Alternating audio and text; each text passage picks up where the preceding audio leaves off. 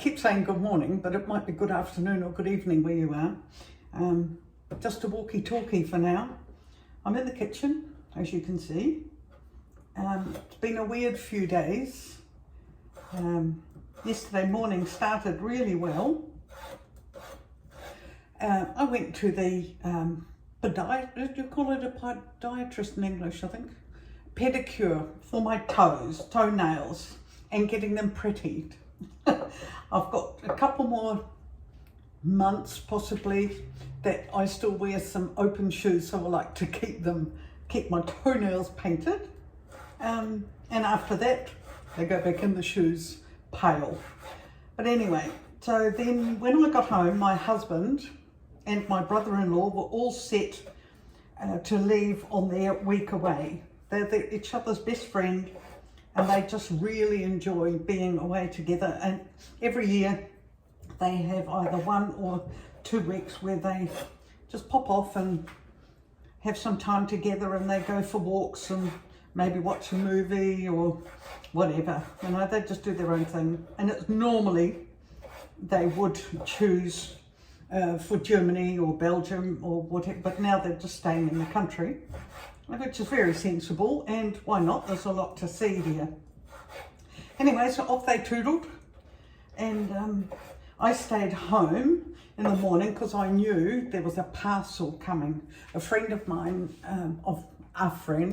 a very dear friend, had told me that there was a parcel on the way, so I had to wait for it. I had got one of the track and trace messages, and I knew it was due before 1:30, and it just didn't come. Anyway, that was all right.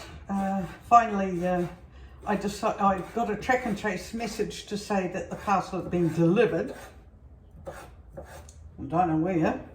So I thought, well, that's weird, and I had no idea what the parcel was. It was a surprise. So I thought, well, I'm going to go down to the mailbox, because I live in an apartment, and I'm going to go down to the mailbox and have a look, because maybe they've left me a card to tell me that I wasn't home, which I was, and they would tell me where to pick it up. So I got down there, and yes, lo and behold, in my mailbox, the parcel itself. So yeah, I was quite surprised, and it was a book, and I'm going to treasure that book. I'm going to read that book, and it's a very special book about being an Oma far away, and I felt so thoughtful of her. She came across the book, and she said, I saw the title, and I knew it was right for you, so I had a quick look, and I thought, yes, I'm going to send this. So I'm ever so grateful. And I'll have something to read. So I was thinking this afternoon I might just go and sit on my couch on the balcony and have a good read, because I'm on my own. Anyway, and then, I had this thought. Potato Day. I had promised, or not promised, but I knew that there was a Potato Day coming up. Hello everybody, it's Jim here, and I have an announcement to make. I was checking my calendar, and I saw that on Thursday, August 19th, it's a special day. It's National Potato Day. How fun would it be for anybody who wants to make a video creating something involving the potato? And I'd done nothing about it, and dumb. So I raced off down to the shop, because I didn't have any potatoes in the house at all. So I raced off to the local shop here. We've got a lovely Turkish supermarket down the road, just fantastic. And anyway, so I got some potatoes and a couple of bits, and I had decided in a quick what'll I make? I haven't got a lot of time. What can I do? So at 3:45 in the afternoon, I started on my potato marathon, and I ended up spending 2 hours in the kitchen. I finished I finished about 5:30, I think. And in that period, I had cooked up some little potato bites, and I'd made a potato top pie and a jacket potato and some crunchy potato, what do you call it? Shoestrings, ribbony, whatever. Anyway, so that's what I did. You'll see those.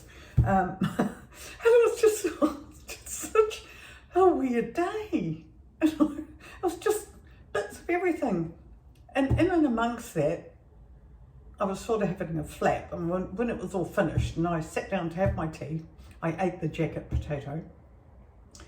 I was watching the news, and it was, of course, all about Afghanistan. You know, I do sometimes wonder about the rights and wrongs of the things, the choices that are made. With a Western mindset, going into a country with totally different thinking and not with different values, because I think we as humans all value life. We just have such a different way of thinking about how it should be. And then in our Western thinking world, we pop over and we'll help fix things. And we don't actually fix anything. It's too political and too much of a hot, sorry, pardon the pun, I was going to say too much of a hot potato. But anyway, I just feel for those people, I really do. But now they're all panicking, fleeing their country, wanting to go somewhere else to live where it's safe, only they bring with them all their, just their mindset, and it's not like they can just pick up their bag and put it over there and then carry on. You see, from my experience, and it's not a war experience, from my experience is that when you live in another country, you have to totally do a mind change. You just have to learn to start thinking in terms of not even the language, but also the customs and the habits, and because a custom and a habit are not the same. Because the customs and the habits and the history of the country where you're now living in. You can't take a piece of your country and put it in the other one, because a lot of people try. And that's what causes the friction, I think. But it's just, I went to bed yesterday,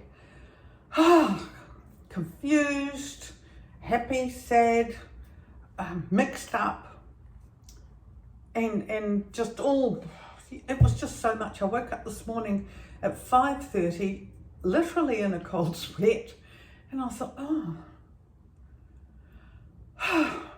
I'm hoping for a better day today, not just for me, but for all those people who are having a terrible time, who are at their wits' end, which make all my things just disappear.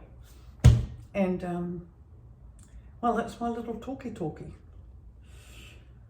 Don't know whether it's helped anything, but at least I've got it off my chest, and that's the space where I'm at the moment. So the potato cook was a good